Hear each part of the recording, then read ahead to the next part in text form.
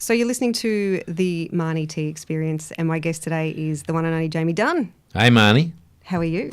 I'm good. I have a memory. Can I start with a memory? You can start with a memory. You can start with whatever you like. You standing out the back door of B105, about to go under, and you were there for a long time.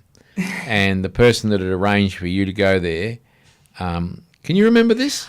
Vaguely. Oh. Go. You've probably got a better memory than me. No, Go. he was the traffic guy or one of the Thunder drivers. Was this Mick Cairns? This would have been Mick Cairns, right? Or No. was it He's up in the chopper these days too. I can see his face. Yeah, Look I know at who you. you're talking about. Blonde guy. Yeah, yeah. I thought he left you. Jay. Jay Flood. Jay Flood left you standing at the garage Vaguely. door. Yeah, I yeah. walked past you and I said, "Can I help you?" did, yes. And you said, "No, I'm just waiting for Jay." And he never showed. And you stayed there and you stayed there. And then Elise Priest turned up and she was the general manager. And she said, "Can I help you?" And you went, "I'm just waiting for Jay." And she's gone. Has he left you out here? And then, can you remember this? I vaguely remember this. I can't believe it. I remember every move of it. Okay. And then you came in and you eventually got a job with B105. I stood out there for 7 years, didn't I? Trying to get myself in the door for a job. Finally. You got in there, though. You ended up, what did you end up doing? Bloody Black Thunder's there. Yeah, Black Thunder. You were a Black Thunder pilot, they used to call them. Well, that was when they were like cool. I can't believe you don't remember that. I remember. I actually don't remember that. I don't remember that.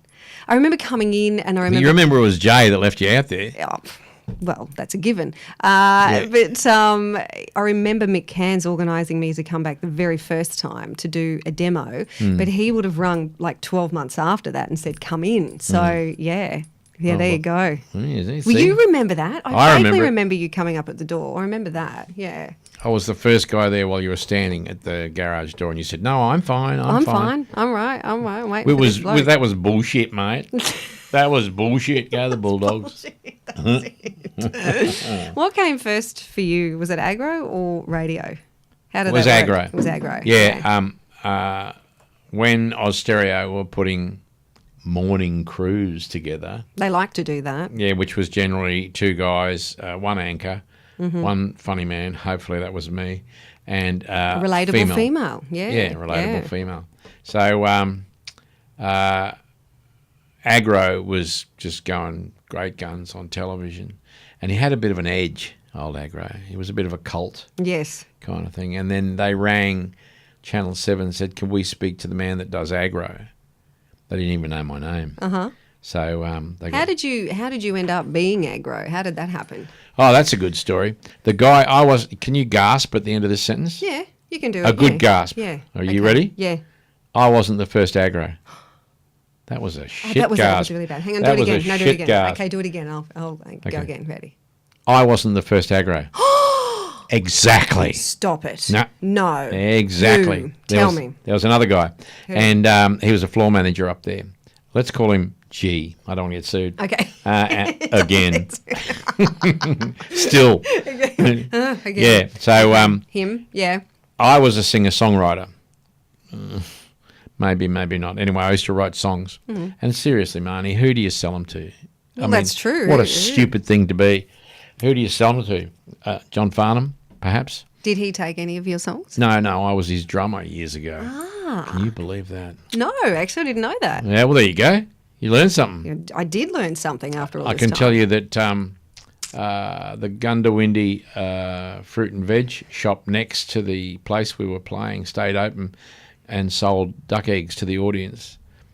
And a drummer sits right behind the artist. And they had a massive spotlight on Johnny, back in those days. And you, incoming duck egg. And he would duck, and I would cop it. Oh.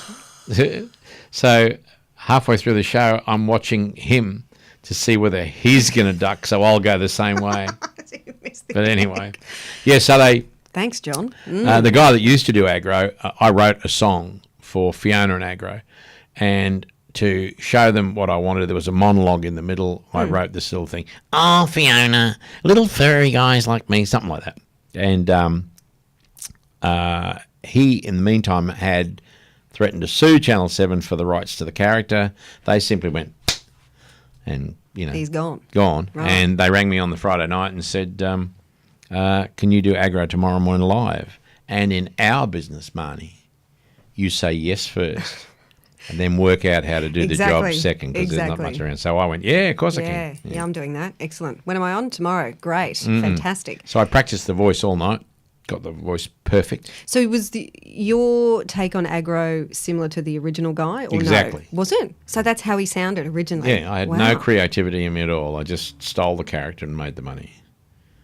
That sounds really bad. Hang on, that sounds a bit wrong. Yeah, it sounds a bit wrong. I wouldn't do that. No, look at me. Look at you. Would you do that? No, you wouldn't do that. Yeah, but anyway, okay, so then you're Agro, you're doing your thing. I got the got the voice perfect and turned up at Channel 7 for the live thing. And how hard was that, though, to do the voice? Was it, because I mean, to me now, when I hear Agro, I do obviously think of you, and to me it comes. Well, I made it as close to mine as possible, so that if anything happened, that would be hard to change it. Brilliant. Yeah, so I turned up on the Saturday morning and started. I was going, oh, Fiona, we got the Snorks, we got the Smurfs, we're giving away a trampoline. And Ian Duncan crawled across the floor. He was the head of programming. And he turned up on the Saturday to make sure that the Agro transition was smooth. Yeah. He crawled across the floor and held up a handwritten sign in Nico pen that said, can you please make the puppet's mouth move when he speaks? I'd forgotten that bit. You knew it. You're trying to talk, remember your lines. Yeah, You've got your hand stuck up someone's bum. Yeah. It's not the most natural situation for some. Yeah. But it worked, and, Agro wasn't massively successful or national at that stage. It just took off. Well, it did. Well, I grew up watching Agro. Every time did. I was making so much money that when I farted, my undies were full of $2 coins. They were I just couldn't. How awful for you. Yes, it was terrible. I know. It was terrible for you. What was it like, though, underneath the desk with your hand stuck up a puppet's backside? Well, I always used to think about that. I used to think, what's it like hanging out under that it's table? Pretty good. It's pretty good because it's easy enough to do. You know what I mean? It's not Do they get hard. you a cushion? Only for the elbow, yeah. Right. That's all. Even now. Although I can get down to do an Agro show now. I just can't get back up again. You need support. I'm too friggin' old. Close the curtains, please. Excuse me while we I worked with Rebecca Gibney a couple of years ago in Melbourne on a telethon. Mm-hmm. And, man, she was a believer. Like, I got down on the floor beside her and she's sitting at the desk and Agro comes up and she just completely was, where have you been? She must have grown up with him, Did not look down at me or anything, just totally, taken by Agro, because when I get him out, he kind of comes to life. Well, he would, and I mean, I think he is. I would honestly say part of Brisbane heritage for sure, Queensland heritage, and it's not something that's forgotten, but that's you too, because your character came through. So for me, even watching as a kid, I knew Agro was cheeky because you were. Yeah. You danced on that edge. And I believe there's probably, is it somewhere on YouTube, some of the outtakes of Agro someone uploaded, which are a bit nuts? God, they've had nearly 3 million hits. Has it really? Yeah. Here's you doing this. Yeah.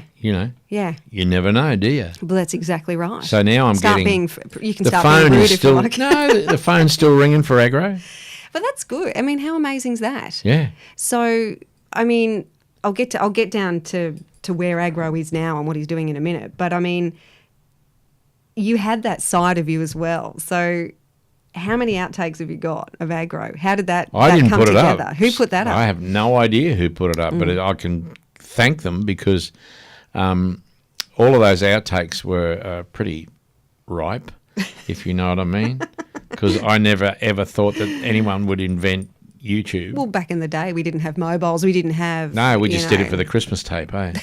The bloopers at Listen the end of the year. tape. Who uses tape anymore? What's tape? Yeah. And obviously on that you had Anne-Marie next to you who used to crack up because I'm sure there were awful, horrendous things that you would say. And doing this when you work with someone with a, let's just say, not sense of humour. Evil bent. An evil bent. Maybe. And obviously in the realm of being children's TV. It would have been difficult for her at times to keep it together. Well, you could see that because she didn't always keep it together. You could see she was like almost like splitting her sides going, just get through, get through. Agro used to say, Anne-Marie, every time she nods her head, it rattles. Stuff like that. Exactly. You took the mick. Because she took it in a stride. Was she good to work with? Yeah, yes and no. Mm-hmm. You know, she was very... if I remember having to drag her back to the studio, I'm going upstairs to talk to so-and-so because so-and-so had broken up with one of the girls on the floor, and I had to grab her and say, hey, we are actually doing a national television show. Yeah. Can you not go upstairs and have a fight with someone for leaving someone else? Yeah. But see, that's work politics. That still goes on. That's still in every radio station, TV I don't station. believe that, Marnie T. I do not believe that there is politics in anything. Never. Agro now, what do you do with Agro? Well, the phone started ringing again because of those outtakes. Yeah, right. Yeah, so I'm getting a fair amount of corporate work and stuff like that, yeah. Well, I was about to say, speaking of, YouTube and outtakes, you could do Agro Up Late. Yes. Why not? Yeah, I've done some stand-up sort of Agro Up Late, and I'm doing a show now called An Evening with Jamie Dunn. Are you? Yeah, it lasts about, starts at 8 o'clock and lasts about 7 or 8 minutes past. It's bowel-shattering comedy. It's breakfast radio hours. It's like, come on, I'm on stage for 10 minutes. How long have you been doing breakfast radio? Oh, gosh. This is probably my third round of it. So the last time I heard you, pardon me, was up at Ipswich when you were leaving to have your baby. Yes. Well, I'm back there now, post-baby. So about 15 years in and out of breakfast. Yeah. So it's a unique, as you know, slot. Well, I'm still doing breakfast. I'm doing... And you are, yeah. On 98.9, country music station that employs old people. And you can't say that because your co-host is quite young, right? Oh, he's 20, just turned 20. Well, that just defies the myth. Well, I never thought that would work. And how does that work? It works an absolute... And I'm not bullshitting. Clay, if I could get him off his phone, would be great. But that's part of being young, isn't it? I was about to say that's the generation. Yeah. That is the generation. I say to him, can you help me? And he goes, I am sick of helping you on the computer. I am not doing it. I'm going, come on. Like, I need to drag that from there to there.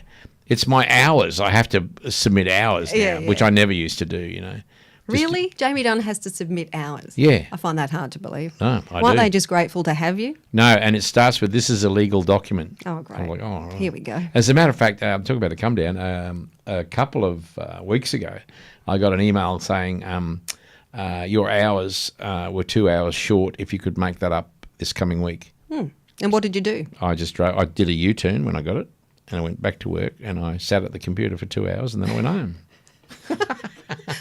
That's the thing. It's a legal document, though, Marnie. That's it. It's a legal document. Which says you must be. Yeah. You must be I could be arrested by security if I left. Out. Yeah, and you might not be allowed back in. But then again, I went to a listener party on Saturday from 10 until 3, and then I went to Gladys's 90th birthday listener from 6 till 9. But I didn't send them You didn't send them the invoice of your outside work hours? No, but that need to be added into your work hours. Yeah, you don't want it to be us and them. It's just got to be us, doesn't it? Well, that was the secret of B105. Exactly. And we'll talk about that because obviously from Agro, that's how the crew started, and that's where I met you, obviously. And I used to read your traffic at some point. I thought that's what Elise Priest had given you. No, I don't know how that happened, but it happened. And then can I just say something? Your memory is shit. I've had, you know what? I've had 2 babies close together. Oh, they don't come out of your ears, though. No, but I haven't slept, and I've done breakfast radio, and I've forgotten a lot of that stuff. But your memory's better than mine. I ended up doing traffic. I think that these are all by default. As you said, you know what radio's like. Someone falls over, you get thrown in, and you just do it. Yes. And next minute, that's what happened to Robin Bailey. Yeah. She was our producer. Yeah. And it was Donna Lynch was the original lineup with you guys, wasn't she? Yeah. And she got the boot. And I remember Donna and I having a bit of a moment. Did you? Well, as you do in radio. Mate, it's not easy. It's you throwing together, and we can both say this because we do it, with people that you've got to get on with or sound like you get on with and make it sound like magic. I was horrible, though. It's not easy. I was a little arrogant. I said to her, who do you think they're going to sack? You or the puppet? Seriously. Well, at the time, that's right. Exactly. Not at the time, even now, Marnie. They're not stacking me. Yeah. Oh, no, I'm not saying that. I'm just saying, you know, I remember Robin Bailey. Someone came after the show to do an interview or something, to record one. And I don't know what I said. I must have said something because when the person left, the door shut in the studio, and it was just me and Robin went, if you ever usurp my authority again. But I was the Jamie Dunn, pulling, 26% of the Brisbane market, and... So Robin was your producer? Yeah. Oh, right. Okay. That's how she got her in, and then she came on board with us. Yeah. But that's, like you're saying, that's what happens, the opportunity opens up. But I remember going to... oh, God, I was horrible. I remember she said... I'm going to go to management, and I'm going, same thing, like... Good luck to you. Yeah, okay, well, let's go to management. I don't even know why we're going to management. If you want to go to management, so we got in there to management, and is that your phone? Have you left your phone on while we're recording? The audio producer's left his phone on. Yeah, you Sack him. corkhead. See? It clearly doesn't work. Oh, and he's checking it. Just turn it off, mate. Don't check the message. Jesus, what is it with phones? Who does he think's ringing him? He's got you and me in the room and he's worried about his phone. Yeah, what's going on there? Out. No, you craft. How many times have we heard that? You no, craft. We ended up down with, what was his name? Who was you back then? Was it Brian Ford back Yes, then? it was Brian Ford. Yeah, I have got a good You memory. remembered something. Anyway, hang on, let me sit Brian down. had come down something. from Rockhampton. Yeah. I think he was studying the Bible in Rockhampton. I could be wrong, but He wasn't, was he? Yeah, I think so. Don't make me laugh. I think so. Was he? It ends the same way though. Some guy, nailed up. It's like the Titanic. The boat's going to sink. It's going the down. guy's going to go up on the cross. That's right. That's what's Come going on, to happen. mate. That's the book. There's nothing else to Anyway, add. so he went in there. I was sorry if I offend anyone with those comments, but that's just the way it is. Robin started, and she was a bit tense, and Robin started to talk, and she said, as far as Jamie, I did it just to... And I was on the side, and I went, well, I can't friggin' understand you. Brian, can you understand? And it was just, I'd be in jail by now, but talking like that. And she's going, it was that I... And I'm going, oh, for God's sake, what are you saying? And she's going, and she's got quite a large nose. And when she was crying, the tears were running down that slope and pooling at the end of her nose with the makeup in them. They were beige teardrops, and they were dripping off the end of her nose. Oh, man, it was just terrible. I was just horrible. I probably deserved to go to hell for that one. But, don't get in the ring if you can't fight. Don't take me to... True. Seriously, don't take me to management. I wouldn't take you on. Oh, no, I'm not a winner, but, I just can't suffer that stuff. We're all pushing the same barrow. And that's it. At the end of the day, you've got a show to do. That guy, Rob Gamble, I worked at Zinc FM up the coast after I got sacked from B105. And he loved it for a while.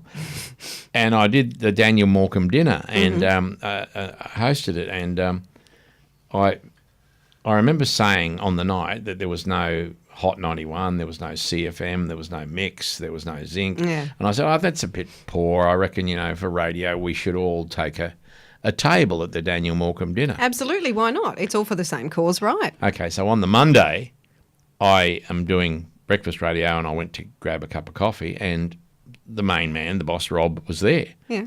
And I said, hey, Rob. And he said, hi. Oh, gee, I said, terse. The terse hello. Yeah, oh, the terse hello. You can almost feel the butt cheeks clenched together. Yeah, he said to me, I'm not happy with you. I said, why not? And he said, for what you said at the Daniel Morecambe dinner.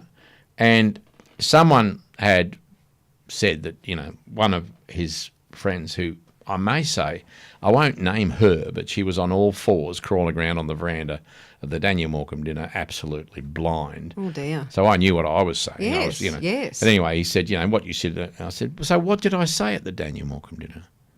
And he went, well, I don't know. And I said, well, it's all videoed, so why don't you fuck off and find out what I said, and then I'll come and argue about it after the show. Yeah. But right now I've got a show to do. Thank you. Yeah, Thanks for setting the I was time. still arrogant, As you can't come and say that to someone. Get That's it right. right, yeah. You And can't then when say we that. had our meeting, he'd had the first warning letter. Oh, that's fun, isn't it? And I said to him, mate, seriously, if that touches my fucking hand, I am out of here. The moment that piece of paper touches my hand, I'm gone. And we had this big conversation, and he was all right, and I was all right, da-da-da. And I go to get up, and he goes, I want you to have this. I said, are you sure? And he said, yes. And I took it, and I rang 4BC within an hour and started there after a month, I think. There you go. Yeah, but that was the worst decision I ever made. 4BC, oh my God. I thought I could be the next John Laws. Oh my God. You have no idea what it's like. Talk's very different. I mean, it's not even... How would you know? Have you done talk? No, I haven't. Well, That's what have you I'm saying. done? I wouldn't. I tell you now, Marnie. I wouldn't, because... I did. I had such a big ego. I thought I could be the next John that's what Laws. I mean. See, I to me, it's an absolute art. It's something I don't know anything about, and I wouldn't even put myself in the arena. I took the job. Yeah, I had, yeah. Okay, but you could have. You didn't know. Well, I started to get it towards the end, but then they sacked me because I had an issue with the manager. But, yeah, that was funny. Oh, man, that first day. They said there was It's a lot harder than it looks, isn't it, to talk to people? They said, do you want to just, it is. Take their calls. Do you want to... fill it for just talk. Do you just want to do the show, or, we've got a few cameras here. They want to be involved. And I've gone for the publicity, of course, horrible man that I am. I said, no, put the cameras in. So we had 7 cameras in the studio when I started at 4BC. Well, who was that? Like TV cameras and everyone? The Catholic leader, all the big ones. The Margaret Fulton cookbook. Oh, fantastic. All the biggies. Excellent. Yeah, I was in there, and and of course I had 31, to try. Briz 31. Yeah. Oh my God, trying to master the art of talkback. Man, that's what I mean. It's an art. People were ringing, going, "This is absolute crap," and I was taking them. Yeah. I wanted them. Yep. I've always, if someone would ring in, with something, I'd take it on. I don't care absolutely. whether it's good, bad, or indifferent. Yeah. Well, and management looked at that and went, this isn't going well. So we had issues. So how long were you there? 2 years. Oh, 2 years. Okay, Yeah, well, that's pretty good. Seemed like 4. Yeah. The Elise Priest store was always open. She is one of the best managers I've ever worked. Yeah, same here. With. Same what here. an extraordinary lady she was. Yes. And still is. Yes. But in that business, phenomenal. Man. Oh, yeah, she's great. I did a 5-year deal with her. Mm-hmm. That was after I had an issue with Ian Skip, and Well, yes. Now I do want to ask you. Well, first I want to ask you about 2 things. One of my favourite stories with you is about a box of Weet-Bix. You sure you want to talk about the Weet-Bix? I do want to talk about the Weet-Bix because I've actually mentioned this on my broadcast a couple of times because I love it. But I want you to tell me the story. Okay.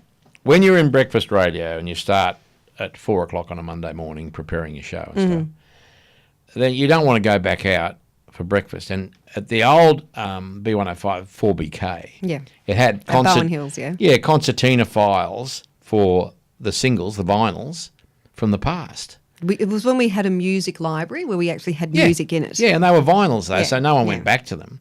And they were on rails, and they were from A to Z. Mm-hmm. And I hid my Weet-Bix under W, which I thought was quite clever. Oh, very clever. Yeah. So I put my bag of Weet-Bix in there under W, and I got there one Monday morning and pulled the file open along the rails, and then I got the box and had a look, and there was no Weet-Bix in it, but I'd left 4 in there on the Friday. So I knew someone had been in had been into my Weet-Bix, and I was a bit cheesed. So I got through that week, and then the Friday comes, because that's when they took them. And I emptied out my Weet-Bix packet to leave 4 in there. But before I left them in there, I went into the men's, and I stuck each one of them up between my butt cheeks. And I baked them. I literally baked them. I put them between my bum cheeks. I love it. You know where the gam is? Yeah. Oh, yeah. Not that I've done it, but I'm with you. When you think about it, I'll explain my butt cheeks. For 69 years now, my butt cheeks have been going. Sometimes I'd run. Sometimes I'd jump. And then? Sometimes I'd do star jumps. Sometimes I'd hurdle. Yeah. So anyway, they were well used. I put those weetbix up there one at a time, and I honestly baked them for a minute or so each. Then I put them back in the weetbix bag, and I put them back under W. And I had the weekend, and I got there at 4 o'clock on the Monday morning, and I opened the concertina file. Went in under W, and they were gone. Oh, I smiled. I knew that whoever had eaten them weetbix. Oh, stop! It's the best. Had been up your and I think you had the story on air, right? Yeah, I did. I got there on the Monday, and then I told the story of what happened. And generally at state school, they used to say, "First smell, first stink." Yeah. You know, who? If you, Marnie, goes, "Did you fart?" And then we all know that you did. Yeah, but you're just trying to pass it over to us. Exactly. Yeah. In case somebody else smells something and it's unsavoury. So I told that story. And who? I said they were gone. The first call came from Jamie Angel, who's now, he hates me saying this story. Does he? Yeah, because his missus, for one of his birthdays, she said he hates this story because Kyle Sandland's got hold of it, and everyone, has used this. We've all talked about how good this is, because this was the ultimate. Yes. Oh my God. So he calls, and what did he say? He said it wasn't me. And hang on, where's Shaggy? I want to go. It wasn't me. Yeah. So he has lived with that his whole life. But that's the sort of person I am, though, eh? Absolutely. That's what I mean. I wouldn't cross you because you'd have a crossing. crack. It's not. No, but don't take your weetbix. If I came and said to you, Jamie, I'm hungry, I'm taking your weetbix, I'd tell you. Yeah. Done. This is the sort of person I am. I was going to Perth for the telethon with Anne-Marie. Mm-hmm. We were in 1A and 1C, up the pointy end of the plane. Mm-hmm. So she sits down. And she goes, she's bought this book, and we're flying, 4, 5, 6 hours or something? Where you go? Oh, Perth, when they do the telethons. Yeah, right. So from when we took off, she's gone, this is such a good book. Seriously, Jamie, you should get this. This is funny. And then she goes back to it, and half hour later, Jamie, this is such a good book. You should get this book. And this is what happened all the way to Perth. Anyway, we're, I suppose, about an hour out of Perth, and she falls asleep. Wow, you're like, thank Christ. So while she was asleep, I took her book, and I tore out the last 2 pages. I tore out the last 2 pages, and about 2 weeks later, she rang me and said, "You're a bastard," because she knew it was me. Oh, God. Was that good? Yeah, it was good. Great. But I think I've been like that for a long while, because when I was in bands, we had Peter Case was our keyboard player, and he's quiet, introverted, very quiet man, and he was too nervous to put the assistance button on, to get the hostess down. Yeah. He wanted a pillow, but he was too nervous to push the button. Anyway, she went past. I didn't push the button. She went past and I went, "Mong!" And she stopped and looked around. And he's going to me. He's going, "Don't, Jamie, please don't." She walked back past me. "Mong!" He's going, "Jamie, please don't do it." I said, "I won't do it." Then I pushed the button when she was just coming up to us. I pushed the button, and she came up and says, "Can I get you something?" And he's going, "Could I? Yeah, I know, it's terrible. Can I get a pillow?" Terrible. I know. I would have thought we would have worked together by now, you and I. Well, I would have thought the same thing. And I might have thought that a few times. There's still time. Yeah, no. There's still time. Not unless we do a song from a show from Toowong Cemetery. Well, we need to hurry up. That's what I mean, but still time, not much. Shove a mic down There's there. still a bit of time. Yeah. Skippin', do you two catch up and have a beer? No. Like old mates? No. Were you friends? Were you ever friends? Put it this way. I think Ian Skippon respected me for what I could do. Mm-hmm. I don't think he liked me doing it, but I got all the accolades anyway. And I respected him as an anchor. He's very good as an anchor, yes. Yeah, yes. exactly. Very good. But he and I, he had an ego, and I've got a massive ego, I guess, but it killed him when they called it Jamie Dunn and the Morning Crew. Right. That's what nearly killed him. Mm-hmm. And when I negotiated the greatest contract of all time, which was, guess how much I got in the last few years? $500,000? Plus. Don't. 600. Really? How can you live on 600,000 a year? I mean, Jesus. How can you? Oh, you can. You would have been really the Kyle Sanderlands of our time in Brisbane. You know, I mean, there was nobody else doing. No, but you know what I mean. Like you look at Kyle now and what Kyle's doing. Yeah. Whether you like him or he spruiked me up in his book. There you go. I cut the one bit out that he said about me and blew it up and put it on my wall. Did you? Good, Yeah. very good. Yeah. But I mean, look, love him or hate him, he's successful. He does what he does. You can't knock success. And you can't, absolutely. But before that was you. So, you know, for like in that scope of time and media. Because I was in that's bands pretty good. years ago, because I was a drummer and, you know, I had to go and negotiate to get the money at the end of the night, I ended up with the skill of getting money and being able to talk about money. Mm-hmm. And when Oz Stereo were ripe and the offer was there, I nailed it. And that irritated Skippy, you know, obviously, because he would be, I don't know what he was on, but you'd have to be. Didn't even know why I was on that money. Truly. But because... Well, you were worth it. You, to me, people pay what they believe you're worth, and that's what they believed you were worth. And to them, and for their revenue, and for their station. So yeah, but I was one of the first to come through just to be me. In the old days, like Skippon came from when you had to smile when you talk. Oh, he was an announcer. No, he used to say, no, Jamie, I'm not an announcer. I'm a broadcaster. A broadcaster. And he would roll the R. I'm a broadcaster, Jamie, a broadcaster. Mm-hmm. And, you know, he did the hard yards, went out to Charleville, worked in Charleville and all that sort of stuff. And I virtually started at the top and I've worked my way down from there. That's all right. Yeah, that's right. But that was a pretty good deal back then. Yeah. And as you said, a deal of a lifetime. So how long was that? Over 5 years? 5 years. At B105. Now, and in that time, obviously, I think I was there because I was for somehow. I think I got put on traffic for you guys by default. I was your mid-dawn announcer. So if you remember, I would be there. You'd come in the studio, you'd strum your guitar. Yeah. You'd be having a chat. I had a producer once try to take that off me. No. Why would you do that? That's exactly right. Why would you do that? Why would you? Because they all have these little rules about, you know, how many meetings you've been when you go, oh, God, it's hot in here. Then I've been in the meeting, they go, there's no such place as in here, Jamie. Oh, here we go. Yeah. We are situation neutral. We don't have a place. There's no in here.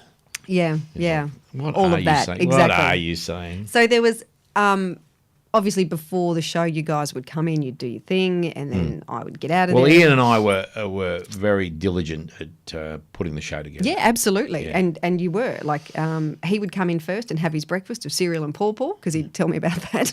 And you would come in, you have your guitar. But there was one and my morning... weetbix. And your weetbix that nobody touched after we knew where they'd been. Once I got 600 a year, I gold-plated them. Did you good? Yeah. Did you upgrade to something a little fancy No. like just right with the extra sultanas No, in it? they Or weren't. you stayed with the They Weet-Bix? weren't quite as nutty as the other ones. Did you go the high brand Weet-Bix with a little bit of additive? No? No, I went and got a box with my name on it. Is Fabulous. that good? Yeah, no one touched your Weet. We all knew the story. Yeah, no one was gay, I mate. can guarantee you, no one touched my No one Weet-Bix ever touched again. anything of yours ever again. You and Skippy ended up in a bit of a scuffle. I do remember that. Yes. Yeah. What happened? Let me see. It was production studio. Were you in there recording something? Was that No, right? no, it was back out in the studio where we in the foyer kind of where we used to prepare the show, and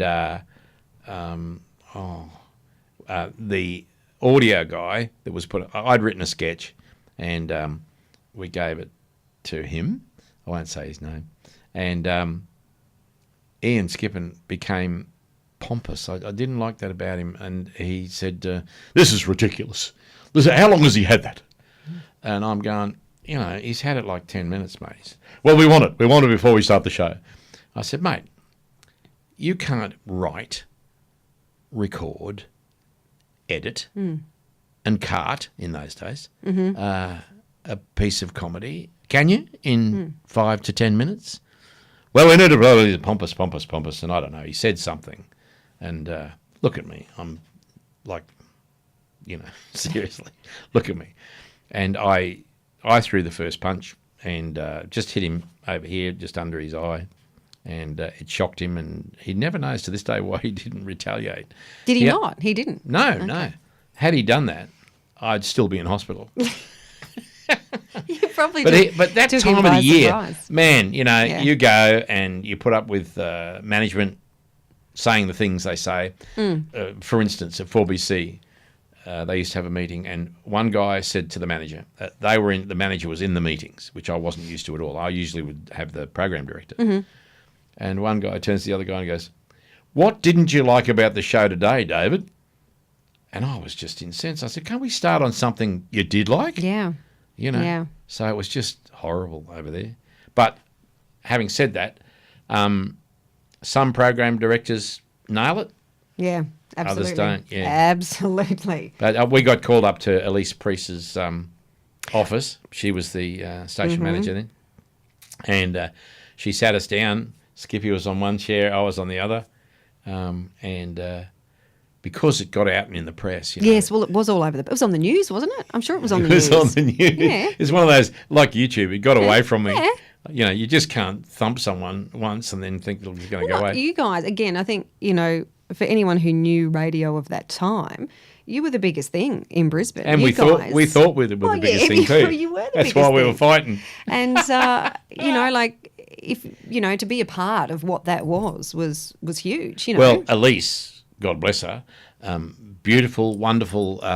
She calm lady. Calm lady. She sat Skipping down and me down in her office, and she said, "I don't know how to handle this. This is like two grown men hitting each other. What's going on?" I said, we went on and did a great show. He put it behind him, I did, and we did it. It was all before the show. Yeah. So we did it. But again, a testament to both of you, because I will be honest, in today's day and age, not many people can do that. That'll be it. It'll be on for young and old. That you can hear it in the show. And Skippy was always, the show comes first. No matter if I thought some of Absolutely. his decisions were wrong or he thought mine were, not funny or whatever, the show came first. Yeah. And anyone that wasn't up to that standard of the show being everything, any of the ladies that came in as the female, whatever, if you turned up a half hour late and said about the phoner we'd chosen, why are we doing that? Well, look out. Look Well, out. and he didn't suffer. Phil, I was on the end of one of his rants where we had I used to do a lot of your stunts after the bush pig wasn't with you anymore. And I think there was a couple that were cuffed together. I don't know if you remember those. And they won a trip to Paris, but they had to stay together. And I was the only one that had the key for this couple. And you guys made them do terrible things like, go all over town and do all these stupid tasks and, hard stuff. Were they fully clothed? I remember. I think so. Yeah, these guys were. I don't remember them being nude, but I do remember having to put them on a bus, and they got on the wrong bloody bus, right? And they were meant to go into the city, but I sent them to Chermside. As a Thunder Pole, I was never good with direction. You know that. I always The get signal lost all the doesn't time. go to Chermside. Well, it did then. Anyway, did I cop it from Skippy? And I remember walking in because he had the shits. Because to him, he'd said all morning they were going on the bus and they were going to be here, and And of course, I buggered that up by putting them on the wrong bus. I didn't think that was realistic either. I think we're all pushing. I always have But thought. you stood up for me. You kept saying to me, "Don't worry," and I'm going, "Oh Jesus!" Were you crying and did the No, I tears didn't. pull No, on the no, end of I that didn't. extremely large nose of yours? Wrong host. mate. Oh, sorry, Wrong Robin. host. Sorry. Yes, wrong host. That's Robin T. Yeah, yeah, not me. But you were the only one who basically said to me, "It's all right," and I'm going, "It's so not all right." And he was just like, "Oh," and he wouldn't look at me, and he had the one shits I on. love. Yeah, I know. Remember? Yeah, and well, when he got you the would shits. just say to me, "Don't worry about it," and I Yeah. went into Rex, and I'm going, Rex." He's going, "Don't worry about it. No. It was fine. The segment happened." But Yeah, he yeah. did. He used to get the shits. But I get that because to him, he had to have everything functioning exactly how it was, and he thought that he looked stupid because he had said that this couple was going to the city and they didn't end up. We had a lovely producer, Mel Freeman. There was a guy, a kind of large guy that I don't want to use his name. No, I'm sure I'll piece it together in a minute. Yeah, and a gay guy, and oh yes, I remember. Yeah, and he went to the next studio. They used to sit in front of us through the glass; you could see them. But they went into the studio beside us. They thought that was better for them, with the access to the phones and things. And this bloke comes back and walked into the studio, and Skippin said, "I do not want you sitting in that other studio. You will produce from right in front of me so I can see you. I do not want you in that studio. I want you in that chair in front of me." And, of course, the guy goes, "Oh, ease up, Turbo." It was like lighting a rocket. Whoosh, off he went. Oh, I'm laughing because I know that pain. Yeah, he didn't suffer fools for any of that stuff. It was, that was how he wanted it. He made mistakes too. We all do. Yeah, in radio, and this I've always believed this. The moment you make a mistake, it's behind you. Yeah.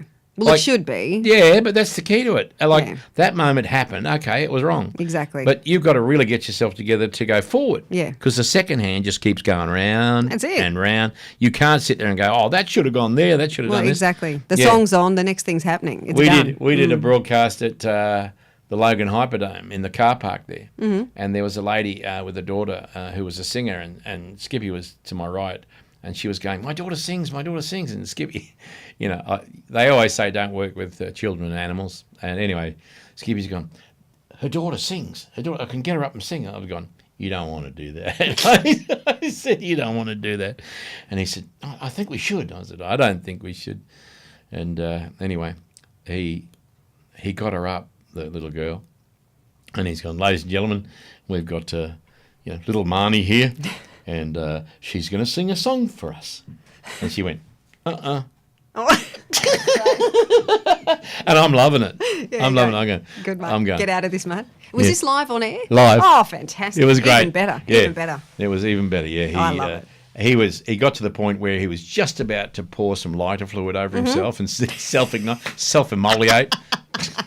And I'm sitting there going, just not helping him through it. Oh. He's going, come on, little Marnie, you want to sing, don't you? I don't want to sing. Come on, Marnie. Remember you were going to sing. I want to. Oh, God. Oh, man. Here's Nickelback. Yeah. Yeah. I haven't, Marnie. I've had some great times in Well, what radio. about, I mean, I know you guys did crazy stunts. There were so many parties that we did. I've seen every Friday, fantastic. Yeah. You in drag, remember at the Wickham when we did that party? Yeah. I'm trying to remember why you had to do a nudie run somewhere. What was that for? We lost across the stage. Yeah, oh no, that was an ad. Oh, that was an ad. Okay. Yeah, but the audience didn't know. I was the only one nude. The others were sitting on the stage. Yeah. And it was being filmed. And I said to the producer in Melbourne, I said, "You're going to have one shot of this. Do not tell me. Just one more." Yeah. When I come out naked, and I was fat and rich at the time, with pendulous balls. If I say so. Yeah. Excellent. I was starting to get old then. Oh. Yeah, but anyway, so I'm backstage completely naked and not a good looking naked. Oh. Not a good looking naked. And anyway, I said, you give it to me and I'll do it. And the audience didn't know that I was coming out naked. And they had the cameras on the audience and they've gone, 5, 4, 3, 2, 1, you're on. And I came running out completely naked, and the look on the audience has gone, oh my God, oh jeez, oh those balls are dragging behind him, oh my God, and then I got across the stage and waved, and then went backstage, and it was over. Then the producer said, "We missed a bit. Can we do it one more time?" My balls are still catching up. No, I changed the act then. I sent the balls out first. Oh man. Mate. I know. There's fun times. Oh, I think You know, I will give you something for your podcast. I don't think anyone knows. We were at, I think we're down at Wynnum Way somewhere. It was on the bay somewhere. And where was the Closeburn Country Markets it was that we were promoting. Okay. And Robin, we had the headphones on and the signal was coming from us to B105, up to the satellite, down to us, back to B105 and back to us. That style of thing, you know. Yeah. And so you had an echo. Oh. So you had an echo. That's really hard to work And when with. you're doing that, you start to slur your words. Yes, you go you do. slow. You start to go, how are you? Because your head is filled with the echo. Exactly. You don't know where you're at. Yeah. And the live read was for the Closeburn Country Markets. And I'm sitting there with Robin, and she said, now this weekend, don't forget to go to the, and it's gone, don't forget to go to the, don't forget to go to the, don't forget. And she starts to slow down. She says, the Closeburn. And I'm thinking, what's happened to her? She had a stroke, and she's got her headphones on, and this audio is going everywhere. Oh. And then she did the worst thing. She went, cunt.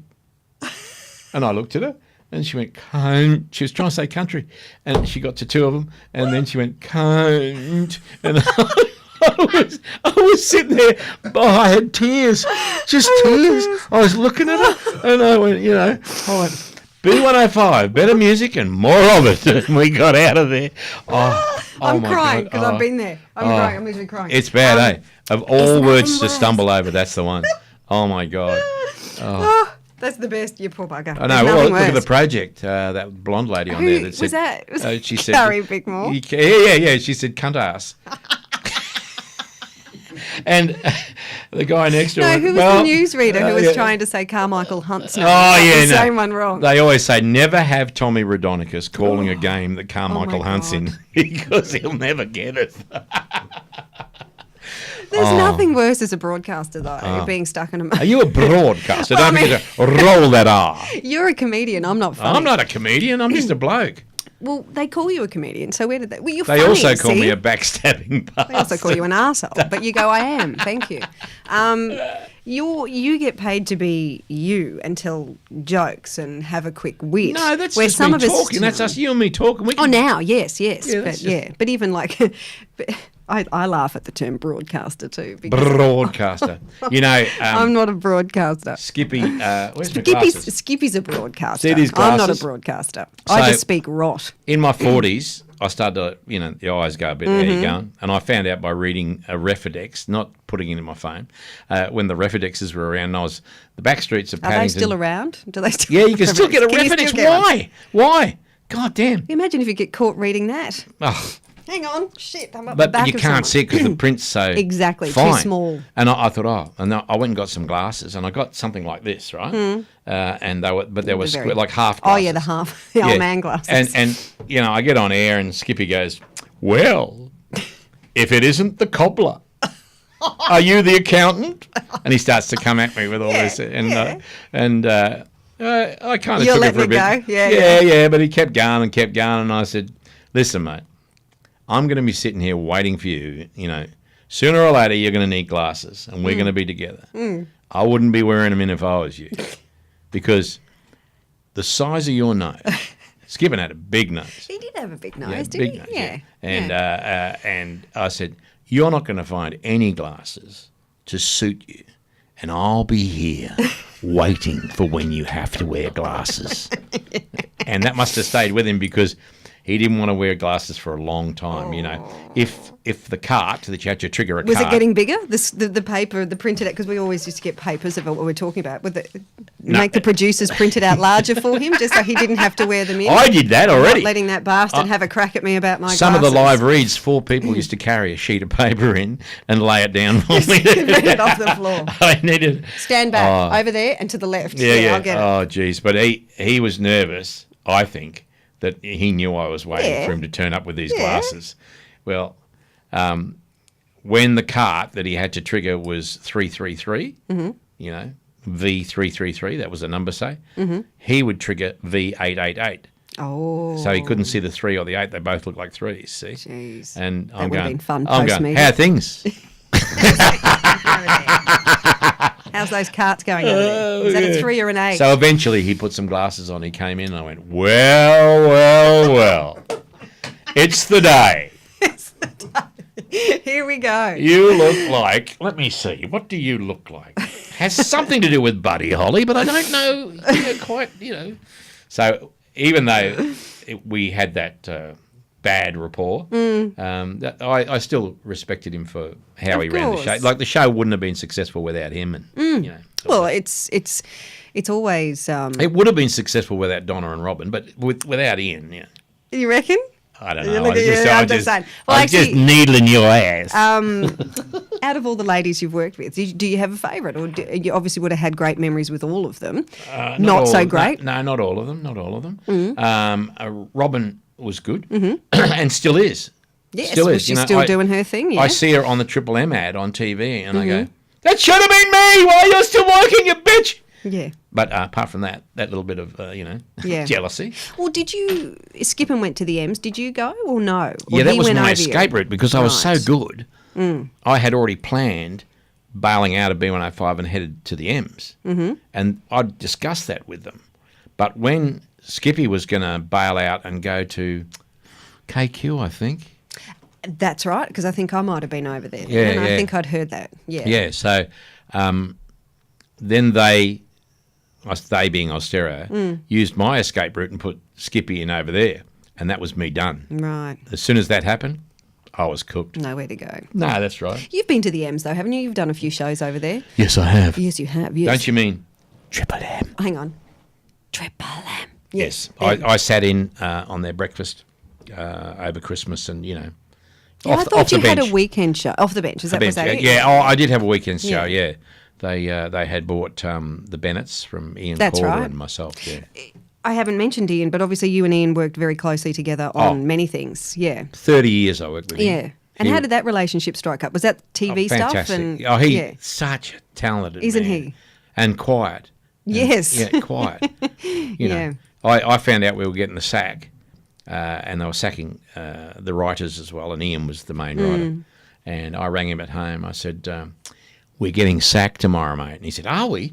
I said, yeah, but please act surprised. So they sacked him first. They came along the corridor and went, oh, by the way, you cooked. I heard a faint, I knew he'd been shot. Oh. And then they took me into the... Oh, isn't that fun? The crying room. Yeah. And they said, we're letting you go. I went, okay. Okay, thanks. Yeah. It's not. Look, it is part of the biz. I've been there. You've been there. You feel worthless, don't you? Well, it's the shittest of shit. It really is. When you're sacked by someone you don't admire.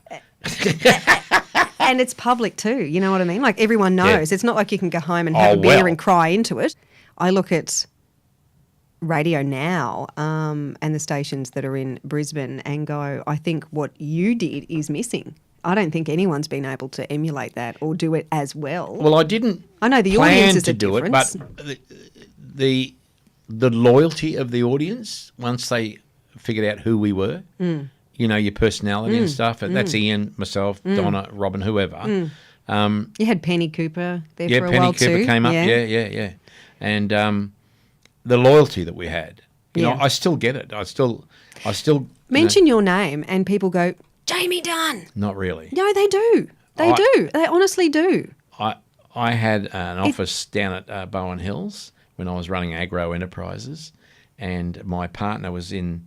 He had his own thing that made the show bags on the other side of a paper thin wall, and a very major heavyweight in Brisbane television came in to talk to him, and he must have seen me on the way through.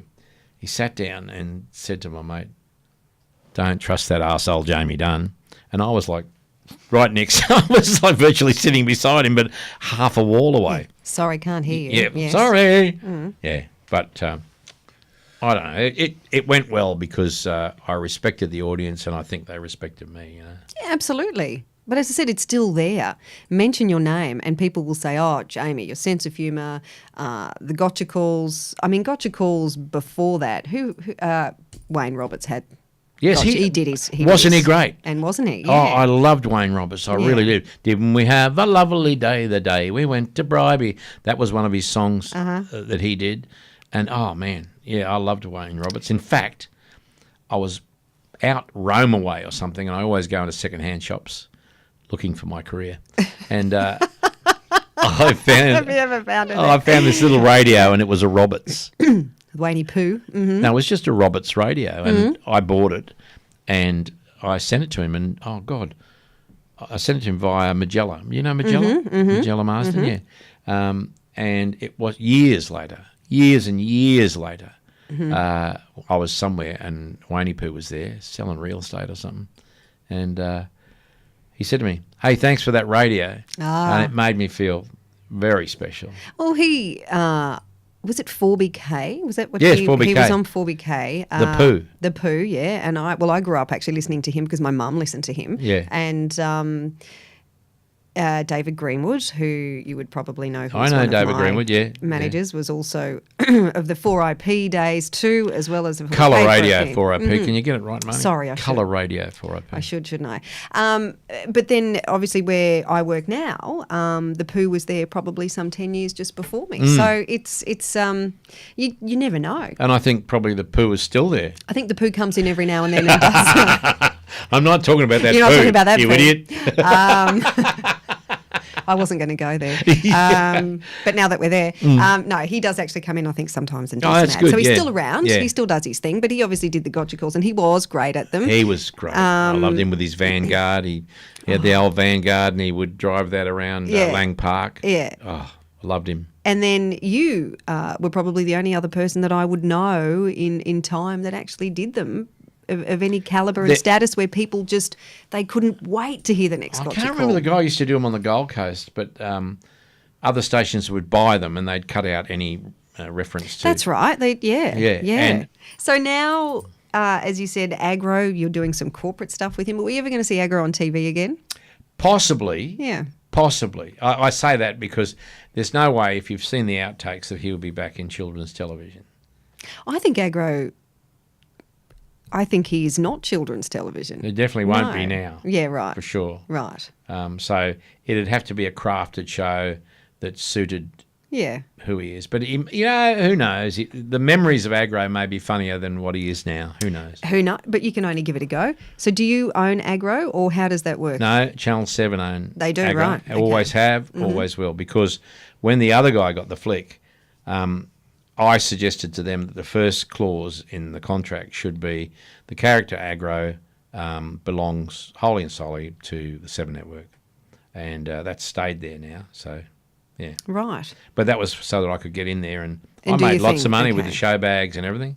So even The now... Agro show bag, 50,000 we would sell in Brisbane, 50,000 in Sydney, Wow. 30,000 in Melbourne, 20,000 in Adelaide. So Cartoon Connection, was that national? Yes, it Yes, was, it was. okay. Okay. National. No. I heard you.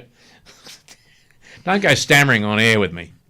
I've been up since early. I apologise. I shouldn't have started Don't with you. apologise to I'll me, never huh? live it down. Right, I didn't realise it was actually national, but okay, there you go. Yeah. I didn't know. Yeah. The Agro show bag, we would sell hundreds of thousands of them. It was like 80 cents worth of value for just $8. Sometimes I sold them to the kids just empty. That's what you do. You know. That's what you do. No prisoners. No, that's no it. prisoners. Not making money. That's it. Well, then again, as you say, it's you are a brand and you got to make the money while it's there because it's not always there. Not there anymore. It's not exactly. But I mean, with radio in general, it's a very different beast now Oh, of course. to what it ever was back then. Of course. Yeah. Radio now is not hundreds and hundreds of thousands for the host. And this is where, I'll be honest, it is to all of our detriment because people still think that we all get paid like you did. Yeah. They think if you're in television, they think you're paid more. Absolutely. Little do they know that you paid them to be on, or you're doing it in for radio. nothing. In radio now, you do breakfast and then vacuum the hallway. Mate, Yeah, you're still doing it. Are you still loving it?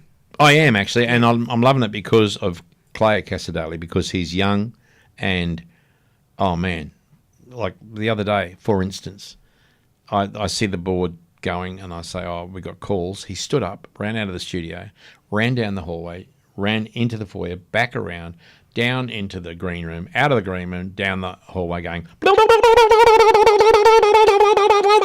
and he finally got back, came in, and sat down. I said, can you put one of those calls on hold? And he went, they've gone.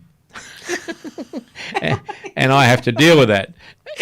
What was that all about? What did you I do have that for? no idea what that was about, but it made me laugh. I don't know why. And I've often said to him, you know, that when I got the job, I needed the job. I was broke, absolutely broke. And I remember the first photo I had with him, and I'm thinking, I got to do this. I've got to put up with this. And I'm sure he was thinking exactly the same thing. But it's not like that. It's good. It's really good. He's got good parents. I know his mum quite well. I've worked with her a lot. And obviously his dad, Troy. She's very short, though, isn't she? Isn't she short? Yeah. But she's a pocket rocket. Yeah. And his dad is obviously Troy, as we've said. But his dad is sickly sweet. Isn't he? Yeah, he's overly sweet. I have said to my partner, he's one of the nicest people you'll meet, because he is. Troy is just like that. Yeah. One of the things I do remember, though, when I was pregnant with my son, my now 9-year-old, I was working at the same radio station as Laurel, and my little studio was right near her studio. And Troy must have been in for something, I can't remember. But when I finally announced that I was having a baby, she said to me, "Oh, man," she said, "well, I knew it because Troy came in here the other day and said to Laurel, I bet you Marnie's having a baby because her boobs are fabulous." And I said, well, that's probably about the sleaziest thing I've ever heard your husband ever say. Yeah. Because he is so nice. He has said that to me. Oh, he was going to talk about your nuts. I've got well, they are pendulous. And I also have pendulous breasts. Oh, fantastic. You've got it all going I'm sagging everywhere. You're the package. Yeah. I'm sagging everywhere. God damn. Jamie, mate, I could talk to you for hours, and you never know. One day we might get our own show. That might be nice. We won't. I'm too old to be dead now. And You don't I think if I die, there'll be, Well, that'd be sad. a parade. Well, there should be. No, There should be a float. There will be all the people I've stood on to get where I am. They'll be like, da da da da da da da. I don't think so. Yeah. I don't think so. Mate, look, thank you for being my guest on the podcast. An absolute pleasure, man. It's always good to catch up. Can you not meet 10 years next time? It's been a while. I only didn't do it because I just couldn't be bothered. You mean nothing to me. I know, I yeah. don't. Yeah. It was a chance of getting some stuff out there. We might get some gigs, and I'll put it up on YouTube for us. It'll be fine. Not a problem. It's good. I'm happy to do it. You happy to do that? Yeah. Great, if you want any more secrets, let me know. Let me know what you've got. Yeah. Thanks, Jamie. All right. See ya.